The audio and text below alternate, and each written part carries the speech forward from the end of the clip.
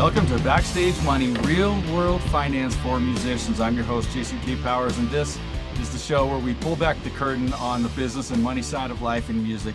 Every episode, we sit down with working musicians and industry insiders who have been figuring it out in the trenches, so you can learn from the people who are actually making it work. So today's guest is guitarist, author, educator, and pioneer. He co-founded the band Autograph in Los Angeles back in 1983, developed one of the most innovative guitar techniques of his era, and helped drive the band to global recognition with the mega hit and one of my personal favorites, Turn Up the Radio. He toured with other familiar names over the years like Van Halen and Motley Crue, Aerosmith, and Heart, sold over 5 million records, and won Guitar World's Solo of the Year. He ran a music school 10 years, and last year released his memoir, Confessions of a Rock Guitarist, a raw and honest account of the rise and fall, reinvention, and search for meaning beyond the fretboard. Steve Lynch, welcome to Backstage Money. All right. Thanks for having me, Jason. Glad to be here. Yeah, man, I appreciate you being on. I've kind of watched your story over the years, and it's been a neat journey, I think. And that's why I was like, I want to get you on. I want to tell this story. I think there's so many sides of it. And we always like to start with origin stories. How did you get into music, and how did you get into this and the band? And I mean, walk me through it. Okay. Well, the first time I really got interested and wanted this to be my life was when I saw the Beatles on the Ed Sullivan Show back in 1964. And that just completely changed my world. I was only 9 years old. And so I wanted to do that really bad. My dad got me this old beat up acoustic guitar, with the strings that high off the fingerboard, so you couldn't even play, what I mean? But I just wanted to, and I kept trying anyway. And then I got into bass guitar for a couple of years. And then when I was a super Hendrix freak, that was the first album that I owned was Are You Experience, the Jimi Hendrix's debut album. And so I just listened to him and I worshiped him. I tried to learn everything from him because I had an electric guitar at that time too. But it was just like it was non-playable. So anyway, when he died, the day that he died, I traded in my bass guitar for a Fender Stratocaster, and that changed my whole world. And I was 15 then. It was 1970, September 18th, 1970, when he passed away. And that was it. I was just a guitar player, and it's been going on ever since then. So, yeah. So, did you find it? Was that like your natural? Was it just like, I happen to be good at this, or was it you had to really, really work hard to make that shift? Or was I had to really work hard at it. I wasn't a natural just learning. I really had to work hard. And my thing was because I'm so dull jointed in both of my hands, I had to learn techniques that would more allow my hands to do what I needed them to do, rather than just somebody can just pick it up and build up strength and all that. But I had to hold my hands differently, and so it was very hard for me to get good at it, But practice pays off. So sure. Well, how did getting your first guitar like that, trading in your bass, getting your guitar, lead to all of a sudden down the road you got a band? You're in LA. Yeah, I played in bands, a few different bands professionally up in Seattle. And that was when I was 18. So I started playing professionally in 1973 up in Seattle, playing all the clubs up there and everything. And that was when I was 18. And I just continued to do that.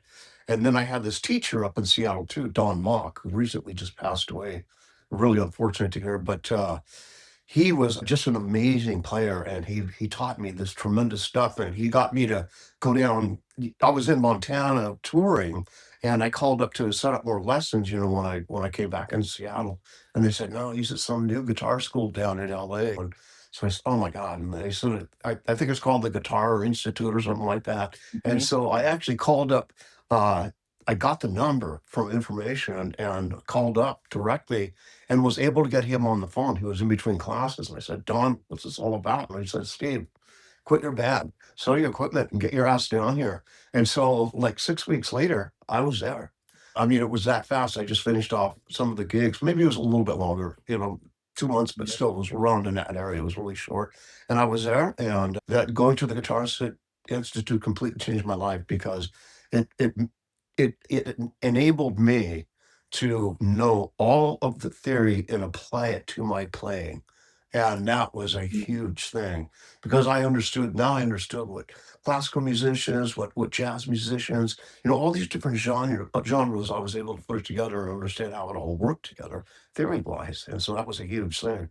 And up in Seattle is when I first started doing the double handed technique, playing around with that. I saw Harvey Mandel doing it. And there was also some others. There was a local guy named Steve Buffington who was doing some double handed stuff. So I was working on that. And then when I went to the Guitar Institute in 1978, that's when I started really getting into it because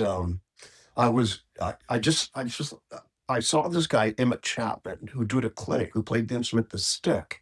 He did this clinic on how you can use both hands on this instrument, and it was amazing. And so he said in the clinic that he actually got started by playing guitar, but he thought, I want to be able to have my hand like on a piano, play the lower register and the bass notes and different chord Oh, formations.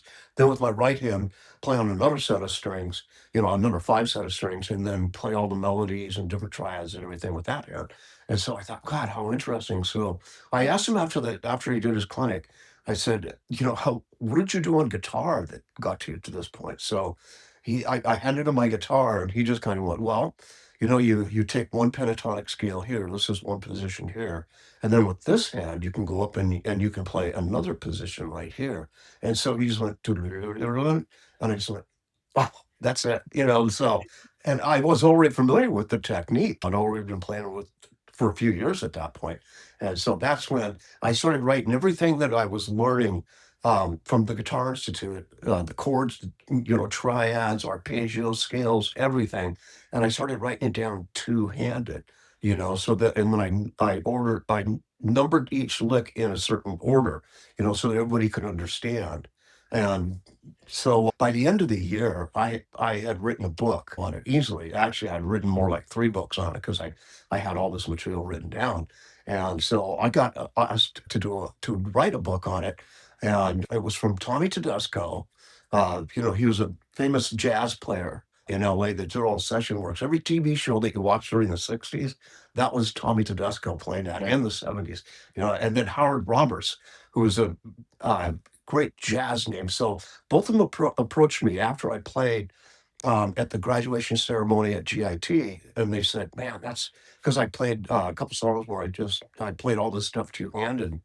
They had never seen anything quite like it, And they asked him, they said, you should write a book, on that. And was that something you considered? And I laughed and I said, I've already got like three books, And they said, yeah. well, meet us tomorrow at this address. It was the publisher's address. So we met at the publisher's home address, and I brought my amp and guitar, and I showed him how I had written it out. And I played it for him, and he understood it right away because he was a guitar player as well.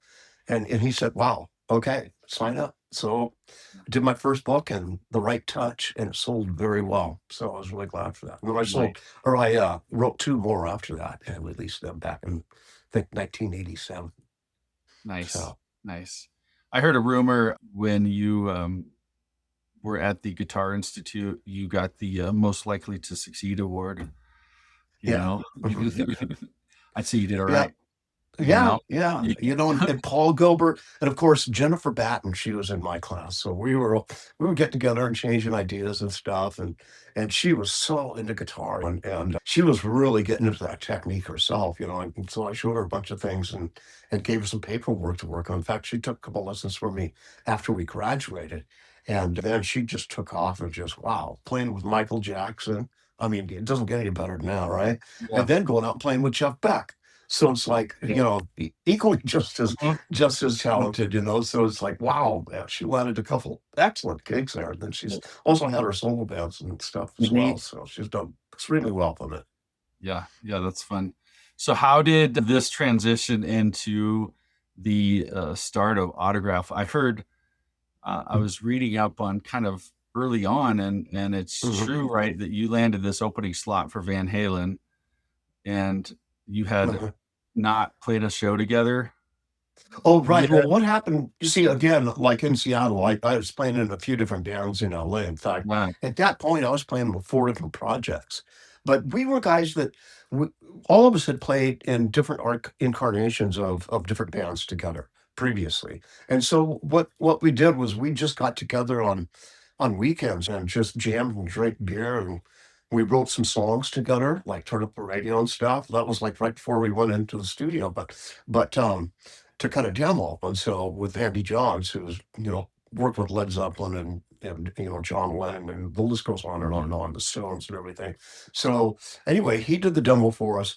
Kenny, the drummer, was jogging every morning with David Lee Roth. They'd become friends, and so they were jogging. They were meeting at David Lee Roth's place at 8:30 every morning, and then jogging up and down Sunset Boulevard. And so David asked him. He said, "Well, what are you doing musically now, Kenny?" And Kenny played him a little bit of the Coup, which is the group that he was playing in on A&M Records, and then he played him the demo that we just did. And David, oh my God, I love this. This is really awesome stuff. And then Kenny told him that I was in the band, and David Lee Roth, through word of mouth, had heard about me, different times, and as a guitarist in LA that was up and coming, And so anyway, and then Kenny mentioned Randy Rand and Steve Plunkett, and they Van Halen used to open for Wolfgang, which Randy and Steve were in. That was their band, Okay. Wolfgang. So Van Halen used to open for Wolfgang at these gigs in Hollywood, right?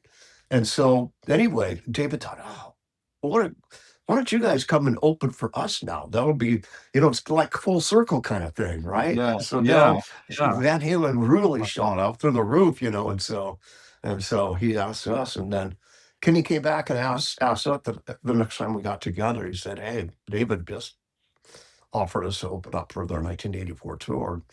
And we were all in different bands, recording. Me and the keyboard player were in a band called Holly Penfield on Dreamland Records. Steve Plunkett was in Silver Condor on Columbia Records. And like I said before, Kenny was in a group called The Coup on A&M Records.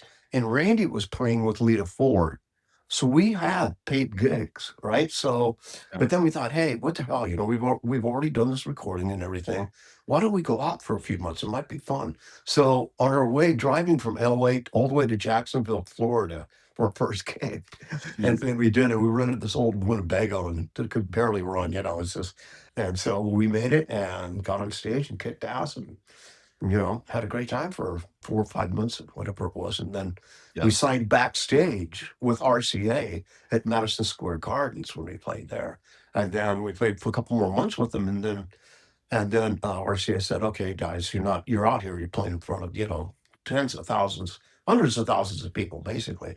And they said, "You're not promoting anything." They said, "You need to come back and record a record. Then you go back out on tour with somebody else." So we did that. That's when we went back. It was later in 1984, and we recorded the first album. And from there, everything And just took off. the rest is history, as they say. Yeah, right, exactly. Yeah. Did you think walk me through, we were talking before about kind of how you got to see multiple different eras and the changes in those eras. When you guys started out, we're talking late 70s, right? And yeah. I mean, when we started out, it was basically 83, but when I first moved down to LA, but the disco era was still happening. It was still 70s music, right? And so I watched that whole disco thing fade out. And then, in the early 80s, the whole hair metal thing came in. And I watched all of that, until it started to basically lose its popularity due to the whole grunge movement and 89 and 90. And so I watched those transitions from those different types of music.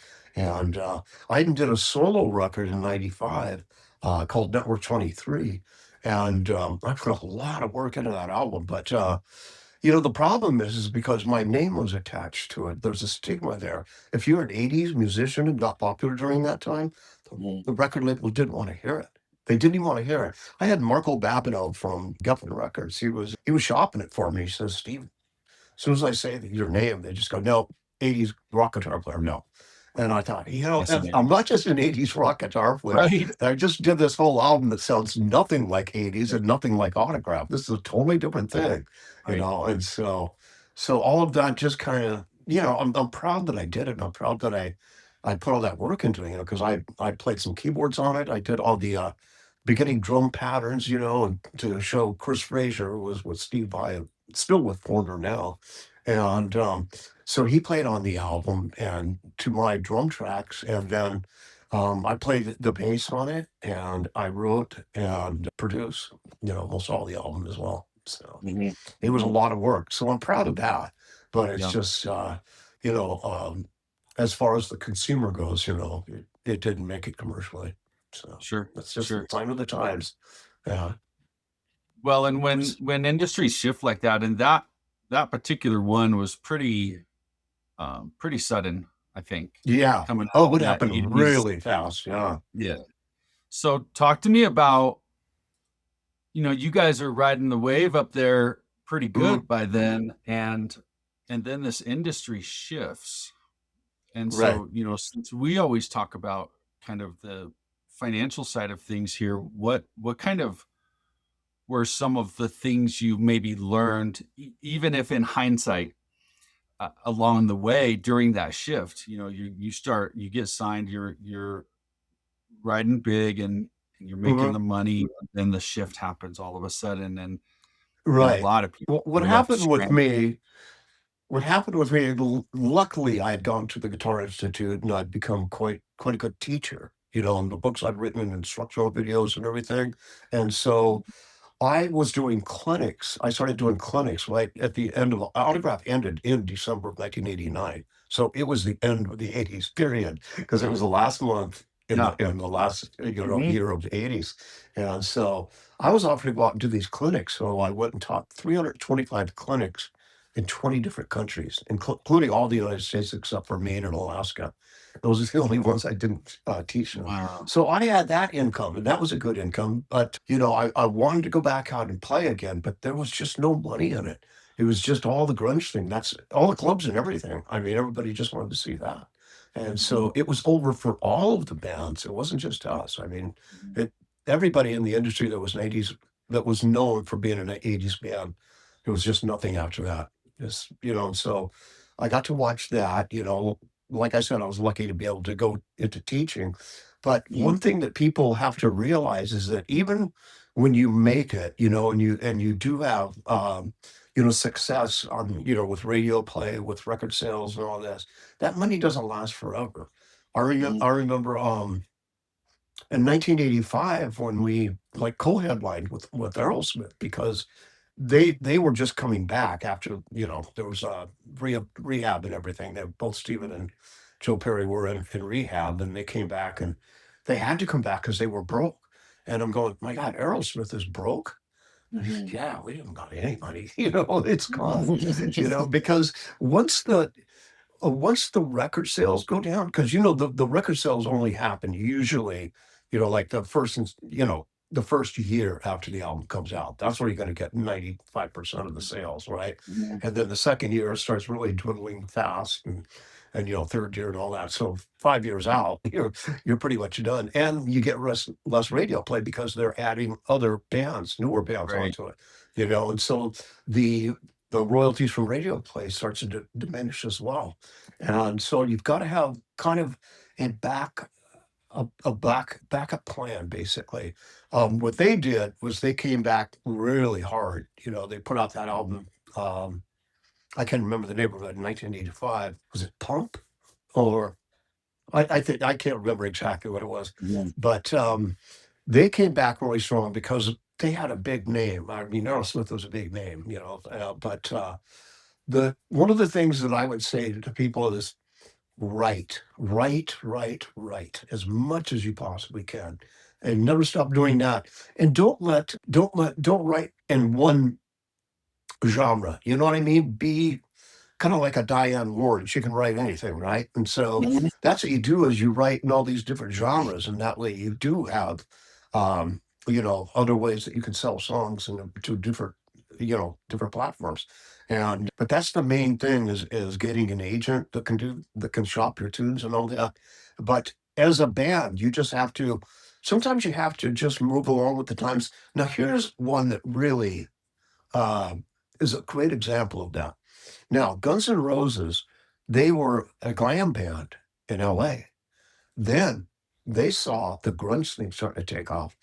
Their image changed, everything. They kind of went into more of a 70s sounding band rather than an 80s pop band. You know what I mean? It had that more the more raw production in it, the writing and everything. And so I went, they have the right idea. And then they changed their whole look and everything. And they weren't a glam band anymore. They slid Mhm. under the radar because they kind of got wrapped up in that whole the grunge thing, and it was Yeah. successful for them. They Yeah. weren't labeled a grunge band, but they slipped right under the radar at the right time. And Right. because of their songs, again, the songs, that's what made them hugely famous. Yep. Yep. So did you find, well, let me ask this. In that era, Mhm. was there anything on the making money side that helped you guys, guided you guys? In other words, what I find today with artists is there's very little guidance on what to do with the money now that I'm making it, other than your Okay. stereotype advice. But there's tons of advice out there on how to make money. We were talking about this before, how Yeah. to make money, but there's not a whole lot of options out there, or education, or anything like that about what do I do with the money now that I make it, besides your stereotypical advice across Yeah. the board, Well, that comes down to marketing. And nowadays you do have that platform uh with the internet. Now, there's marketing companies also that you can hire for, like, let's say 5 grand. Now that seems a lot to a band that doesn't have or any money. But what you what the amount of people that you reach by a platform like that where they're advertising everywhere, and there's ones that do it specifically for new bands, and I see them popping up on my feed all the time even though I'm not following them. And I thought, God, who's this marketing company? And yeah. so I look at it, there's a few of them that are doing really well, and but they're reaching just a massive audience, and they do their own videos, and a lot of these bands do without the big production thing that anymore of like 250 grand for to put. Nobody has that kind of money. That's what the record companies used to pay for, but then you had to pay them back, of course, Mhm. and for recording the album. But now people have the ability to record at home, and they have the ability to market it themselves, the product themselves, through the internet, of course. But when you get one of these marketing companies and research it, look for the ones best, music marketing company out there, and they do a really good job. It's everywhere, and so people want to check it out. I've clicked onto all of them, and I go, oh God, these guys are really pretty good. I hope they Yeah. do something. And Yeah. so, but if you get a band together, just go out and start playing shows, especially in the beginning, or just playing, to really limited audiences. So you're not getting as much exposure, not nearly the kind of exposure that if you were, making videos and putting them out there, like Mhm. I said, you can make videos yourself, just be very clever about it and maybe find somebody that really knows the angles, but work on it. There's how-to videos on there as well. See, when I was doing it way back in the 80s, 70s and 80s, they didn't have any of that at your disposal. So you had to be basically represented by a record label. You know what I Mhm. mean? In order to get the money to do these things. But nowadays, you have the ability to do pretty much everything yourself and be creative on your own. And if you know Right. somebody that does really good filming or has really good ideas, God, listen to them. Mm. The main thing too is this: is not if you try to do something that looks familiar to somebody else, don't do it. There's it's what you should do is you've got to come up with your own theme. Like I see a lot of people with these, you can put a music video to anything, with AI, Yeah. any kind of music video, but put your own input into it. And the same thing with recording. You can use AI, but you really want to sound like the band. You can use AI to maybe, add some things to it and all that, but be yourselves. That's the thing. And that brings me around to people like the bands like Pink Floyd or Genesis or Led Zeppelin. Those were the bands I used to listen to, and especially with Pink Floyd and Led Zeppelin, they became absolutely huge, and they still are. They're still making a ton of money off of all the albums that they sold. But you see, they didn't copy anything that was on the radio at all. When I first heard Yeah. Led Zeppelin in 1969, I went, "Oh my God, who are these guys?" Mhm. It's a totally new song, and the song I heard was "Good Times, Bad Times." That's the first single that was released, but they didn't. They weren't really concentrating on becoming successful that way. These were all respected musicians in England already at the time. They were just, they were very young and everything, 19, 20, 21 years old and doing it. And they created this thing where it was very different from anything that was out there. Yeah. Same thing with Jimi Hendrix. It was completely different from anything that was going on in 1967. Mhm. You know what I mean? And then you have Pink Floyd, who came in, with Sid Barrett singing. Everybody loved them because they were so experimental, but it was kind of an underground following. But then once Dark Side of the Moon came out, that was a game changer for them. Right. And what they did was it's basically just a concept album. You know what I mean? The songs flow into one another. The whole thing tells a story, and it was just amazing that they did that. But they were able to do it with their following albums too by following that same formula. And so that brings me to the point of just like write for yourself. You can write outside of your own genre and everything and put your own spin on it. But realistically, a lot of people try to copy other things. Now it's okay to be influenced by other bands and musicians, but when it comes right down to it, you got to follow your own path.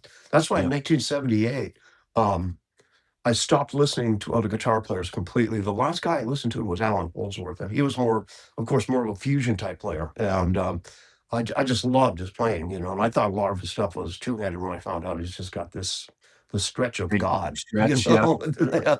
and he was doing most all of it with just his left hand. I was trying to figure it out two-handed, and I did, but it was really difficult. And anyway, so I stopped listening because I thought I don't want to sound like somebody else.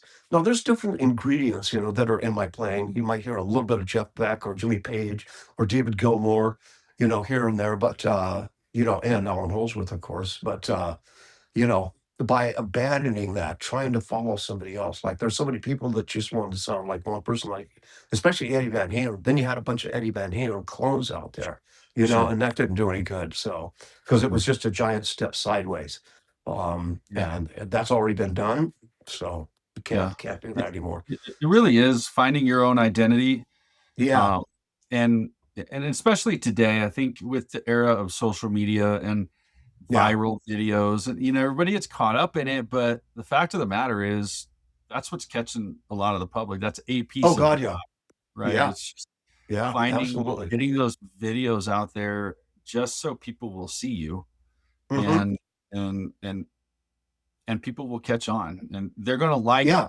I once heard, I was talking to a guy about marketing, for online marketing, and he was talking about how, for this kind of environment, yeah, really any kind of social media marketing, but Hmm. finding that you be you is what I'm trying to say. You be Absolutely, you, absolutely. and That's people are going to be attracted to certain things, and that's people are right. not gonna be attracted to certain things. And Yeah, so you be you, you'll get your fans that are attracted to you and what you're yeah, doing.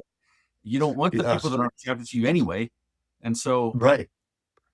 It's yeah, like already been there, done that. So do something mhm, that's yourself, and yeah, even like exploring different things that are outside of your regular realm. Like I used to get into astronomy and I used to get into these conspiracy theories and these spiritual things and it opened me up as far as writing goes because it made me think completely differently, especially books like by Henry David Thoreau and Ralph Waldo Emerson and Friedrich Nietzsche and these philosophers are really really deep thinkers. It makes you mhm, look at things from a completely new perspective and it changed my writing as well.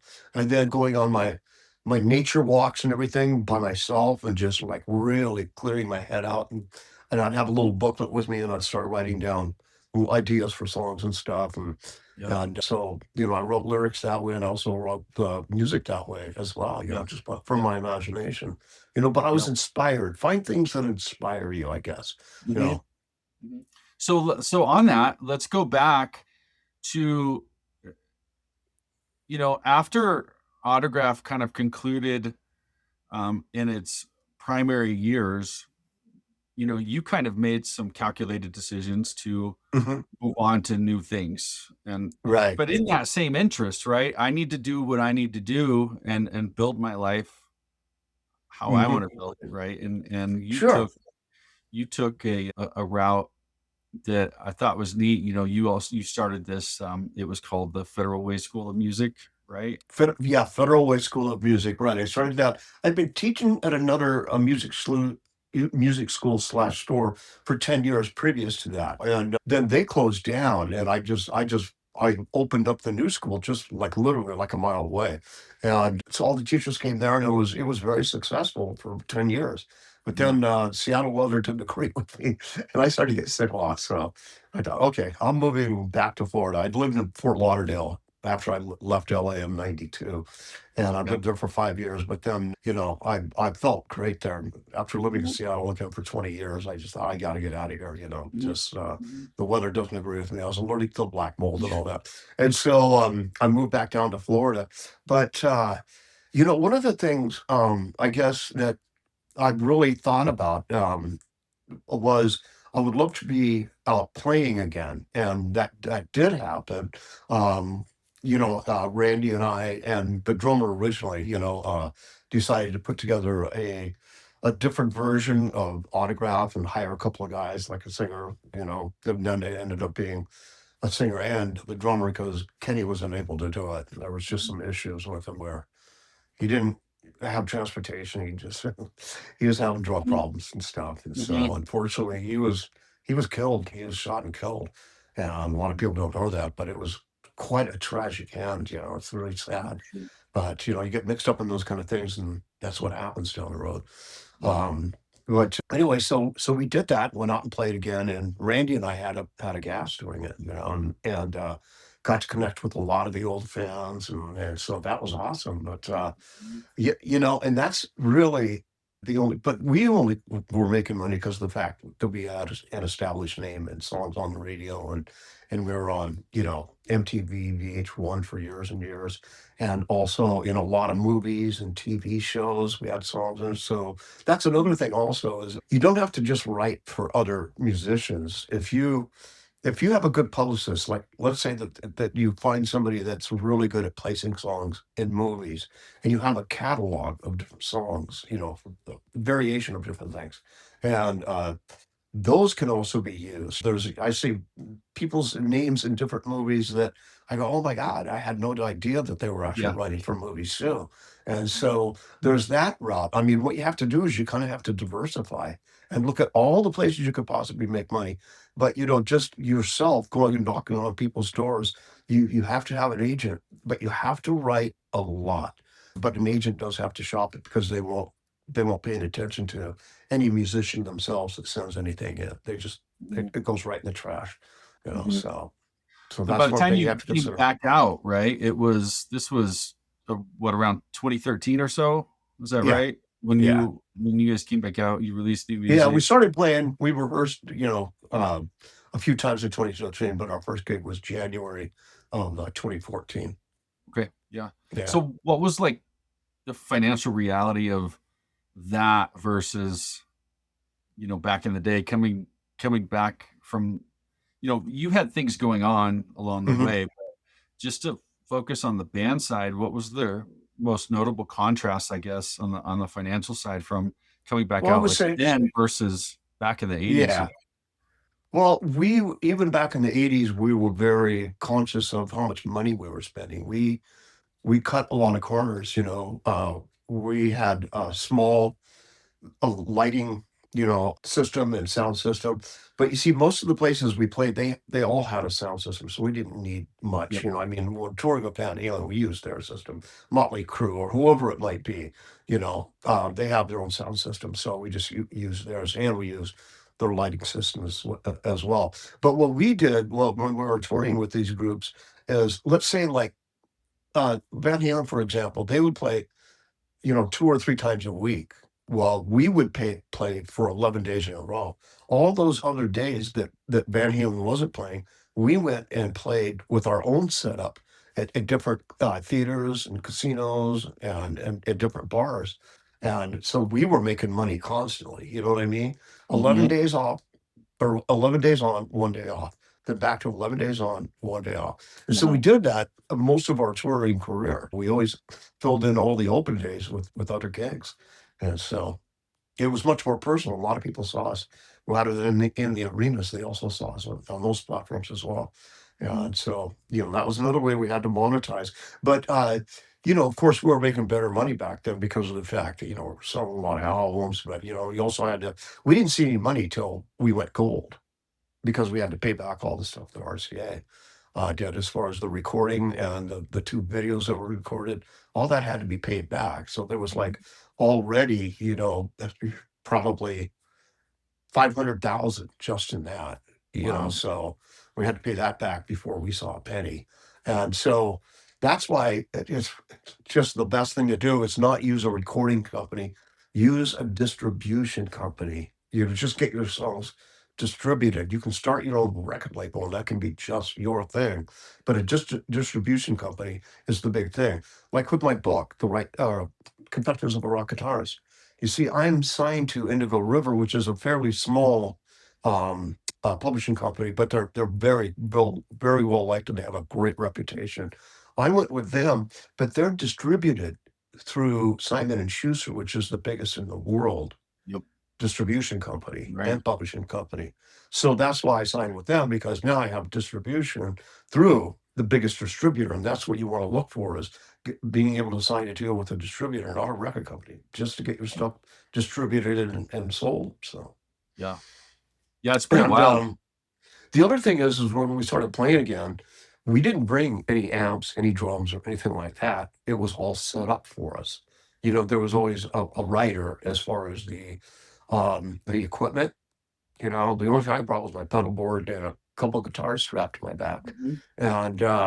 and that's what everybody did it. Randy did the same, and the drummers just brought sticks, basically. Okay. And so that's the way we were. That's the way we played. Yeah.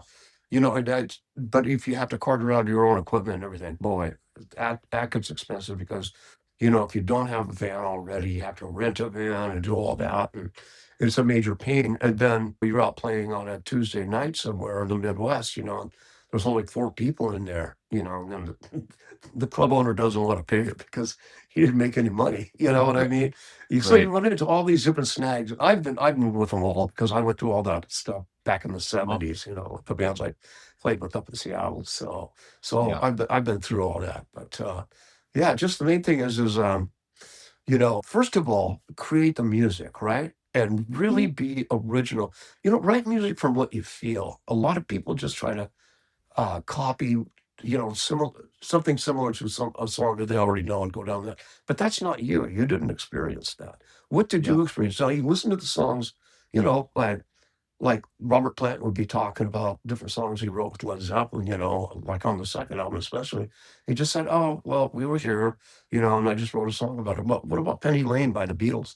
Well, there's a street right by where they lived, so they wrote about that. You know what I mean? And I mean, Mhm. Strawberry Fields, that's the name of a little park that they always used to go to and smoke pot. Yes. Okay. So there's all these different influences from different things they experienced personally. And after you get that stuff recorded, after you feel like you've niched your way into your own sound and you are really enthusiastic about it, then you start putting together videos for each one, even if it's a combination of playing live, you know what I mean? And Mhm. just say getting getting like a stage, but you have to have something that looks big. So maybe you rent, like a night, $200, in a theater when it's not being used, you know, like a play theater, not like Yeah. a movie theater, of course, Sure. and that has a stage already, and get somebody to run the lights and stuff, and put together some live shots, and just do it in one day. I mean, we did all our videos in just one day.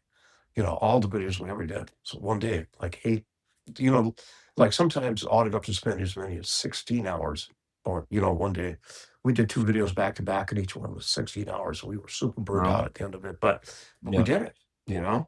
The first 2 videos for Turn Up the Radio and Send Her to Me, we did them back to back over a weekend, Saturday and Sunday. Wow. And so I'm saying that's something that they can do and making it as inexpensive as possible. And also, doing adding on parts that have, virtual reality in there, the AI stuff, to make it look really cool. So you have a theme going, but think of a theme. What is the song about? And then put that theme together and put that in with live clips of you playing, live, or whatever you want to do with it. Or take some other video of different things and splice them in there. And then the thing is, after that would be to find a marketing agent and really get your stuff out there. You don't need a distribution agent yet. Sometimes these marketing companies will distribute it for you as well, but it's like the marketing agent to get you known off of all these different platforms that they use. You're everywhere. And then concentrate on getting a distribution agent, or you can sometimes, get referred to a distribution agency through through the marketing agency because they might work together, and that's a big plus. And then what you do is after that, you get it to that point, and then you can start putting together live shows, but you've already got momentum built up. You see what I mean? But just putting a band together, throwing a name on it, and going out and playing live in clubs, you're just going to get known locally. It's very hard to break beyond that. And that's the really good thing about having the internet today is that you can pretty much do everything yourself and get a lot, or with a marketing agent, distribution agent, get all these things done without having to go through the whole thing of signing Right. with a record label and going into rehearsals, which is expensive and all that. So there's ways to cut corners. Always be aware of that, and then always be aware of different places that you can put your songs, like I said before, like in movies and TV and all that. But there are places that do this for you. A place that really has a lot of contacts for all of this is called Copyright Alliance, and you sign up with that, and they have different places on how to get your songs copywritten and all that. They have direct links to all these different things and all these different companies that you can use. But it's those connections that you find through a really trusted source like that, Copyright Alliance. And if you Google that and go into that, then Yeah. you'll see all the different things that they have to offer. That's an incredible way to do it right there. Yeah. You get so much more from just having, you know, uh, something at your disposal that you can really use to your benefit. So, Right. Right. I can tell that teaching is a thing of yours, mhm. you've liked to teach a lot over the years between Yeah. the school and the lessons and the even just this conversation. I can tell that's kind of a passion of yours. Yes, And I do like you to educate people both, like when I was had the school up in Seattle, I would let them know the realities and what, but similar to what we're talking about now. Um, about the internet, using the internet and all that. But I'll say, um, don't quit your day job quite yet, because to make a living off of this, it takes years. Like after you're formed, sometimes it'll take 2 or 3 years or longer to actually make a living just off of that. But like I said, number one thing is writing songs, and so that's the most important. Yep. So after, let's see, around 2019, Hmm. I think you had left the band, Yeah, but in part for you, it was the writing on the wall you know, I believe it was a conscious decision a calculated yeah, decision, I should say, to right, say, you watched 5 promoters go out of business in 1 year. Uh, right, exactly. And like, and my issues with carpal tunnels were mhm, really bad at that point, to the point where I'd be playing on stage and my hands would be freezing up. yeah, And I thought, you know what? The last thing I want to do is go out and not having a hands freeze up on stage, which they did a couple of times, and it was extremely painful. And I had to stop playing and stretch my hands out to get them so to uncramp. And I thought, I don't want, and I saw a couple of videos, of me playing, and I'm just going, I could tell that I'm struggling really, really hard Mhm. just to get through the solo. And my hands are freaking out, and they're going, no more of this. And so I went to a hand doctor, and he said, if you keep doing this in about 5 years, you're going to have a difficult time holding a cup of coffee. Because he said you've got beginning stages of arthritis and stuff. So he says if you do it more casually, and he said one of the things that is your position when you're standing up and you're playing, um, then your hands are in a much more vulnerable position than Mhm. when you're sitting down and playing because you're Sure. much more relaxed. And so sure enough, at that point, like what we were talking about, another one of the reasons is that I thought, I can keep doing this, playing the autograph songs and everything, but then writing some more songs, which I I just I wasn't into it because I was so far out of that realm of the '80s. I didn't want to write for the '80s because that had been over for a few Yeah. decades, you know what I mean? And so I wanted to write something new. Of course, I did the solo album, and now I have material where I could do that, where I'll do a lot of it with AI, but I'd have real musicians play it on it as well. You know what I mean? Mhm. Like structure the song with AI and all that, so. Mhm. So that's what I want to do. Is I just want to carry on, but just do a solo. You never know. I might put together another a version of Autograph, but I'd really have to see how well my hands would hold up. Like I'd have to practice the songs, and get used to playing them standing up and see what my hands would do. Mhm. If they're going to start clamping up again, then obviously I can't do it. And so I'm a little bit hesitant, on Yeah. doing that at this point. Well, I think you'd have the support behind you if you Yeah, right. Yeah, decided to. exactly. That's Oh, what's really cool is the fans are still there. I mean, it's so cool, and everybody wants me to do that. But I also want to do something where it's completely different from anything that I've done, and that's kind of where yeah. my mind is right now. And Yeah. spiritually, I'm just in a different place. So I'd rather concentrate more on that. But like I said, you never know. A lot of Right. people want to do a band with me, so we'll see what happens in the future. Yeah. Good. Yeah. Good. Well, so by last year, uh, tell me you came out with this book, Confessions Uh, of a Rock Guitarist, right. and what kind of led up to that, and what prompted you to write that? And Well, people, and speaking interviews, like all this crazy stuff that I've gone through and everything, and just sitting around all the friends and family and explaining all these different things that I've gone through in my life, and say, God, you got to write a book on this stuff. It's just incredible. So probably about 10, maybe 12 years ago, something like that, I started writing down these one sentence reminders Mhm. of like something I've gone through. And so I Mhm. started writing these down, and they would just pop into my head all the time. And so then I started remembering more and more and more. And then I put them all in chronological order.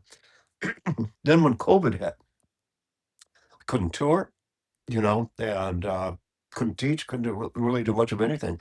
And so what I did was I started writing the book, started putting it in order, and writing and writing and writing. So after a couple of years, by the time COVID ended, my book was done too. At least the first edition. I had to trim it down a bit because I was a little bit wordy in the whole thing. They said, "Man, you Too you're much gonna to have to say. take out a You couple of keep these to stories, yourself. because it's like an encyclopedia."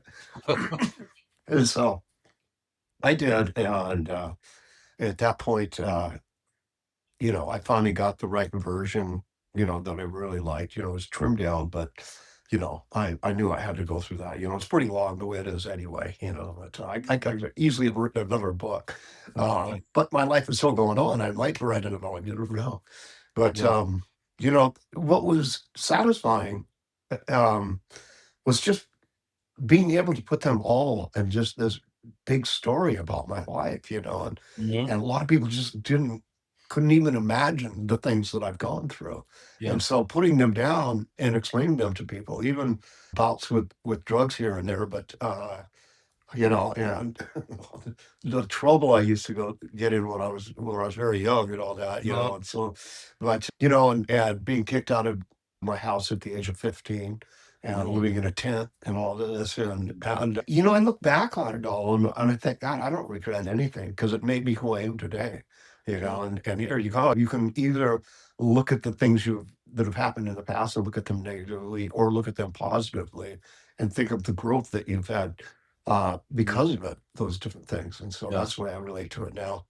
yeah. You know, Yeah, I suspect it was, I wonder if it was sort of like fun and nostalgic on one end, but yeah, it also means, looking back and kind of even, looking back at people who are no longer here, and right. Oh, yeah, was it kind of hard to kind of work through that? And or how did that process yeah. feel doing that? Well, that was, like especially my friend that passed away when I was like 12, 13. I think I Yeah. was 13. And that really hit me hard. Writing that story, that was really difficult to do Yeah. because that was one that it really changed my life, just the fact that he committed suicide at that age. Yeah. I think he was a year older than me, so he was probably 14, but Mhm. it's just tragic, and I didn't figure that out for years later because being 13, the cops or your parents aren't going to tell you, well, he hung himself. You know what I mean? They're not going to tell me that. And so, but I figured it out, and that's exactly what happened. So, Yes. and then I look at, there's so many of friends and family that have passed away, um, but that I didn't even mention in the book because there's Yeah. just so many, that there was no reason to go into that whole morose thing. I think differently about death anyway, but just talking about, everybody that's died, I didn't want to do that. But I did mention a few notables that had to go in. Yeah. So Yeah. Yeah. yeah, there were parts that were definitely sad in there. Yeah. And they brought back those memories, but I just went through it and I just wrote it like this is what happened to my life. And it's Yeah. okay. Yeah. Yeah. Yeah. We'll be putting links in the show notes for people Yeah, to have absolutely. Yeah. information for That's checking it. out. It's a fun ride. The Okay. the um the book, it's called Confessions of a Rock Guitarist. It's a fun ride. I Yeah. write it with humor because it was really funny while all this stuff was going on. Yeah. It was tragedy and humor and all of what's in between Yeah. mixed into one book. So Yes. yeah. Um, all right, let's pivot a little bit. A few questions. One question I want to ask Mhm. is, what's one thing you wish someone had told you early on about the money side of the industry? Write more songs. Write more I wish songs. somebody really had drilled that into my head. See, during my time, I was only interested in guitar playing, which, you know, obviously worked out in the end because that's what I'm mainly known for is my guitar work and, the different things that I've written and taught. And so if I would have put a lot more concentration into writing rather than just practicing guitar all the time, um, I think that monetarily I would have been in a much better place. Even though I'm doing fine now, I have these songs everywhere and stuff. So I'm still getting paid off of that, But I'm thinking I would have made a lot more if I would have just concentrated on writing, for different movies and, soundtracks and things like that. That money never goes away. Yeah. You keep on any anytime anybody runs the movie like Father Like Son, because we played live in that. I get money from that. You know what I mean? Okay. Every time anybody watches it, even just on, Netflix or something, I get paid for that, every time. And plus all the songs that, we have and different TV shows like My Vice and stuff like that. Um, you get paid for that. You still get paid for all of it. And so that's why I wish that I would have just written more and tried to get more songs just in those different types of situations. So So, what advice would you give a musician to have those kinds of things have besides more songs? But I mean, specifically, like what kind of arrangements are being made early on when mhm, this music is being created? From the deal side or the contract side or whatever, so mhm. that they're getting that long-term residual from their own music rather than it Right. just Well, fading away. getting the songs placed So that they're in, okay, like they're either with BMI or ASCAP. Now for movies and stuff like that, it's usually Universal Music Group. And so you get signed up with these, your agent can, we had a business manager back then. So all these things were placed in by him, but now you can do it yourself. You can go ahead and place these songs, register them with BMI, become a BMI member. Anybody can do that. Not anybody, but you have to be a songwriter, and you basically have to have some level of success because BMI pays you through radio play. So you have to have a bit of that going on, you know what I mean? So it's step by step. But one of the things that you want to do is get registered with these companies anyway, as soon as you can. Um, and then that way that sets up your whole royalty thing. Another one is SoundExchange. Again, that's all these things that I'm mentioning, that's all when you're getting they collect from different things like the movies and TVs and the commercials and all those kinds of things. So, but you have to have that out there first. But you have to. What I would say is check out as many basic things that you can as far as that. Look up Sound Exchange, look up BMI to become a member, Universal Music Group, and Copyright Alliance, who has links to all these different things on there. I mean, everything from copywriting your song and on through getting gigs and the best way to do this or that. It's very informative. So that's one of the things is really check out. I think it's just copyrightalliance.com. That's what it is. Right. But yeah. So for musicians coming in right now and trying to make ends meet right now, what's maybe one honest way to make money for them starting out? Well, of course, playing gigs, right? You get paid for that, and selling merchandise, of course. That's another thing that I was going to say is the merchandise. When you have you're streaming different songs, that you've made and on video, having little places because everybody always asks, well, we're going to get a T-shirt from this band, and and so then you have a link of different merch that people can buy straight through there, and merch companies they do it. It's fairly cheap, and a lot of them they will even. They'll be your basic store for it, where there'll be a link to buy whatever merchandise you have directly through them, directly through a merchandise provider. And so you can do it that way, but that's an important way too, because then when you have people wearing their T-shirts going around, everybody goes, "Oh, what band is that?" And you go, "Oh, here's a link. Go check them out. They're great."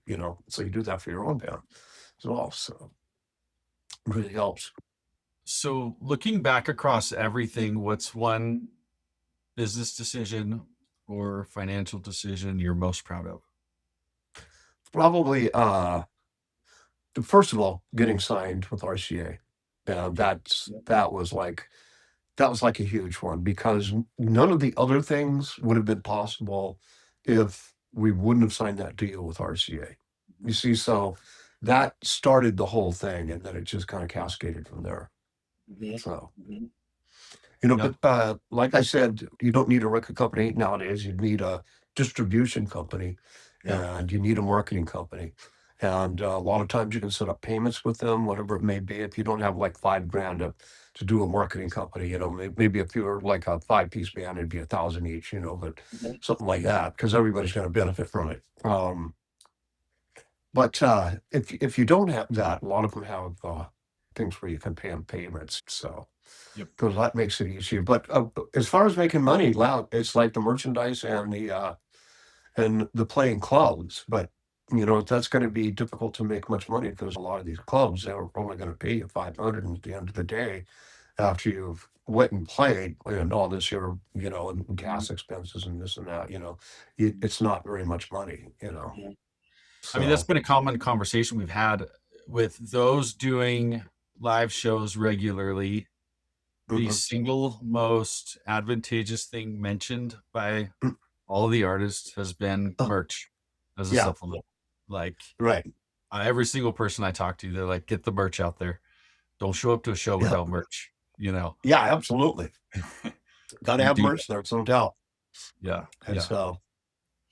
We That's always cool. had a merch person, so I didn't have to worry about that. Um, Yeah.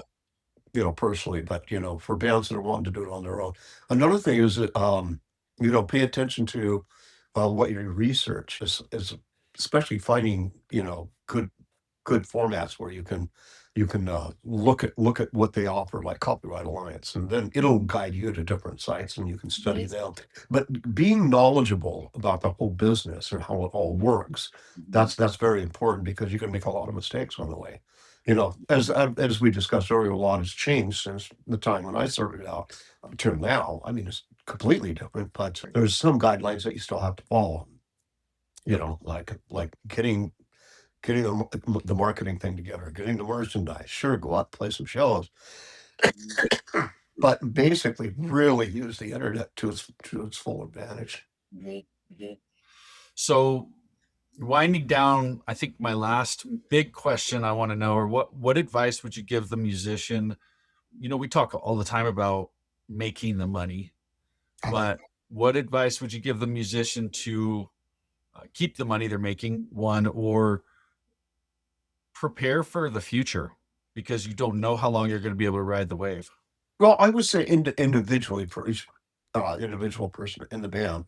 Um, if you're starting to make some good money, put that money away, invest it if you wish, but and that's what a lot of musicians have done. There's musicians that have, like I say, for instance, Jefferson Airplane. Let's take them for an example. San Francisco based band, but when they made their money, what they did, and Santana was another one, San Francisco based band, where they started investing in apartments in the whole Bay Area, San Francisco Bay Area, and elsewhere too, strip malls and stuff like that. And they're very rich from that. Wow. They would be out of money completely if they didn't make those type of investments. Well, I So did not that's one know that. thing to keep in mind. Yeah, Yeah. is making investments where it's going to keep on making money. Mhm. You see. So if you want to make the money, do the things that I've said as far as the songwriting goes, and trying to jump on to as many platforms as you can to get them heard and get your product sold. But then also when you start making that money, just don't go out and buy a Ferrari. Right? I've Come on. I've had some nice cars, but I didn't buy a Ferrari. I just said no, I'm not going to do that. Okay, Yeah. but It is a common story, yeah, you develop exactly. money real fast and then you Oh go yeah, spend it yeah. real fast thinking And, it's and, gonna. and I lived in LA while all this is going on. I see different bands that start up and they become pretty damn big. Like, oh God, what was the name of the band? The one that did My Sharona. And then I can't remember them, but I don't know. The band name is evading me right now. But Oh, anyway, they they did like the knack. The Knack, yes, Yeah. there. There you go. Thank you. Yeah. But they were completely broke, except for I think there was like one or two members that might have invested when they got that big chunk. The ones that didn't, they're completely broke. So that's one thing to really look at is look at investments also.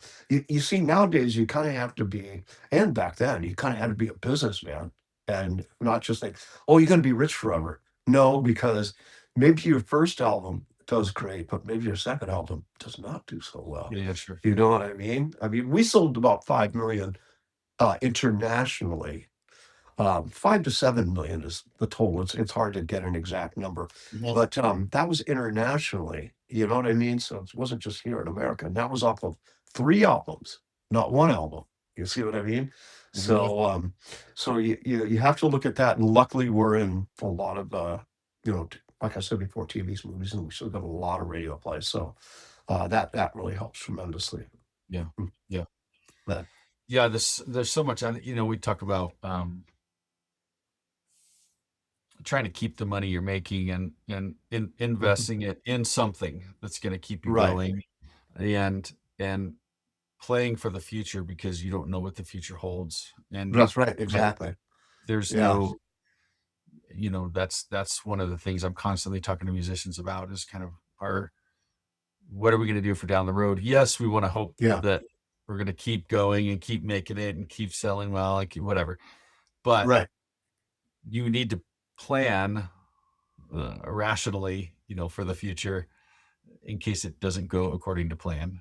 Oh, right, according to exactly. And that's the thing you speak of like going out and playing live. Sure, that's immediate money right there. yeah, But that usually and selling merch while you're doing this. But what most people you probably talk to are fairly well established. They're doing this, correct? I mean, all walks of life. I mean, getting started Okay. out, who have their day job still, and Right, right. we're prepping anyway, because, Right, right, exactly. But it that's what just you have to look at. It's a tough business to make a living in it. There's no doubt about that, and that's what I tell my students all the time. Do this because you love it, yeah, because that's the main thing. And be yourself with it and have fun with it. It's not always about becoming a star, but really kind of appeasing yourself and doing mhm, something that you really love. mhm, So it's more about that. But if you do want to continue an income from it, then you're gonna have to make some investments off the yeah, initial money that you do make.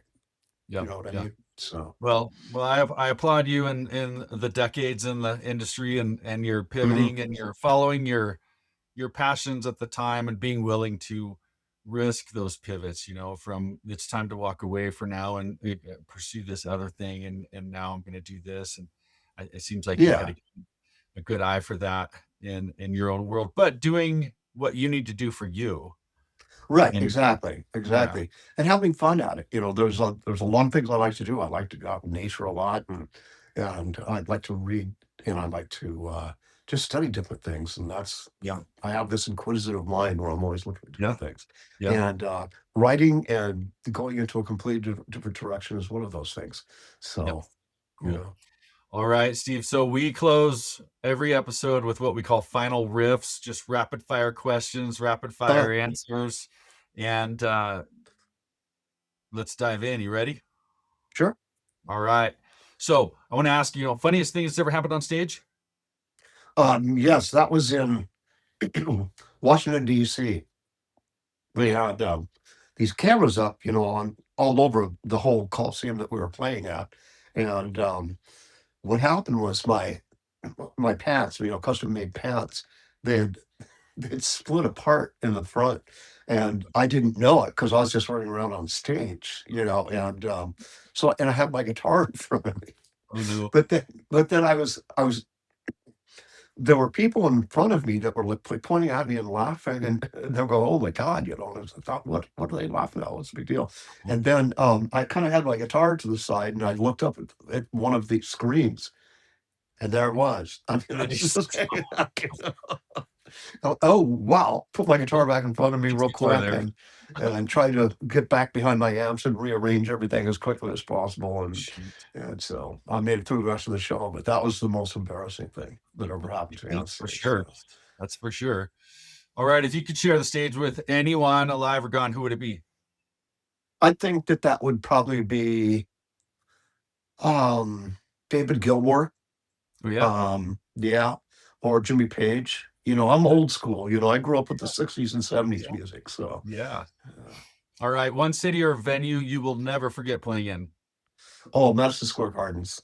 Yeah. That was like the biggie. You played Madison Square Gardens and you've made it, you know what I mean? And so, we played there quite a few times, and it was always just, wow, incredible to be there. And that's Pretty, where we got signed with RCA, so of course it's gonna be, favorite place. pretty big deal place for you. Yeah. First concert you ever went to? Jimi Hendrix when I was Hendrix. 12. Yeah. I was 12 and I snuck into the Coliseum in Seattle and I watched him perform and it just completely blew me away. Yeah. And that's when that whole thing about just being, super into uh, Hendrix, that's when that really, I didn't want to play bass. I wanted to play guitar, you know. If you weren't doing music, what would you be doing? Music were not on the field. Um, Boy, I would have to be doing something creative. I think I would be writing books. Okay. Yeah, on Yeah. different things that I've studied, Uh-huh. and, like, I started studying this stuff back in the late '60s. I mean, I was so young that I had to have a dictionary, beside me, you know what I mean? Because I Mhm. didn't understand a lot of the stuff that I was reading, but Yeah. it's what gave me an education. Because 'cause I'm an 8th grade dropout, so that's how I got my education was on my own, so I would definitely say, being a writer. There you go. So, There you yeah. go. Good. All right, Steve, this has been a fantastic conversation. Nearly 50 years of the music, pioneering technique, major label run, school, a memoir, and a brand new chapter. Moving Mhm. forward, there's not too many people, I think, that have navigated this industry with that kind of range and lived to tell the story honestly. Yeah. Guys, go pick up Confessions of a Rock Guitarist. We'll have links in the show notes for you. It is out now via Indigo River Publishing and available wherever books Mhm. are sold. We will have, again, all the links in the show notes. And if today's conversation got you thinking about your own financial picture, the mistakes, the lessons, what would you do differently? That's exactly why I'm here. Head on over to 1024wealth.com/music, grab the free guide, schedule a call with me. Let's build a financial system for you that actually works the way music and musicians live and work. Steve, thank you so much for being on the show. Thank I you, Jason. appreciate it. It's been fun having you, and I think people that get through this will have learned a lot and walked away with a lot. I hope everybody was Good. taking I notes. hope so too. I I hope hope everybody so. was taking notes. Yeah. That's it. I'm Jason K. Powers. This is Backstage Money, where music and money collide, and we'll see you guys next time. Thanks again. All right. Peace out.